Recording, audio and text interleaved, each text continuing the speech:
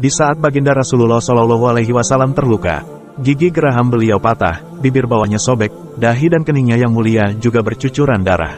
Rasulullah malah tak henti menadahi tetesan darah itu dan mengusapkan ke dadanya agar jangan sampai menetes ke tanah meski dalam keadaan genting sekalipun.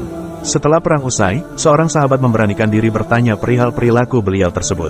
Dengan lemah lembut Rasulullah pun menjawab, "Aku mendengar apa yang tidak kalian dengar." Malaikat penjaga gunung berkata, "Kalau ada setetes darah menyentuh bumi maka Allah akan menurunkan azab dari langit kepada mereka yang memerangiku." Mendengar jawaban itu, para sahabat kembali bertanya, "Mengapa engkau tidak mendoakan para musuh Allah itu supaya celaka?" Rasulullah kembali menjawab, "Sungguh aku tidak diutus untuk melaknat, tetapi berdakwah dan menyebarkan rahmat kepada semesta alam.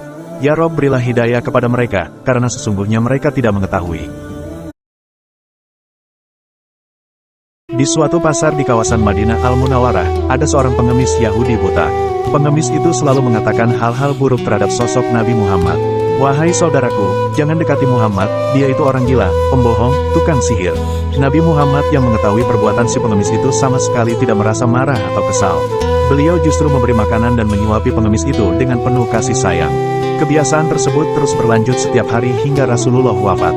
Lalu Aisyah radhiyallahu anha berpesan pada Abu Bakar tentang kebiasaan Nabi Muhammad yang selalu memberi makan pengemis. Ketika diberi makanan oleh Abu Bakar, pengemis itu menolak karena ia tahu bahwa orang yang memberinya makanan bukanlah seperti orang yang biasanya. Abu Bakar hanya bisa menangis karena ia tahu betapa mulianya Nabi Muhammad kepada semua orang, sekalipun pada orang yang telah menghinanya. Abu Bakar berkata, "Orang yang mulia itu telah tiada. Ia adalah Muhammad Rasulullah Shallallahu Alaihi Wasallam." Setelah mendengar penjelasan dari Abu Bakar, pengemis buta itu menangis dan mengucapkan syahadat.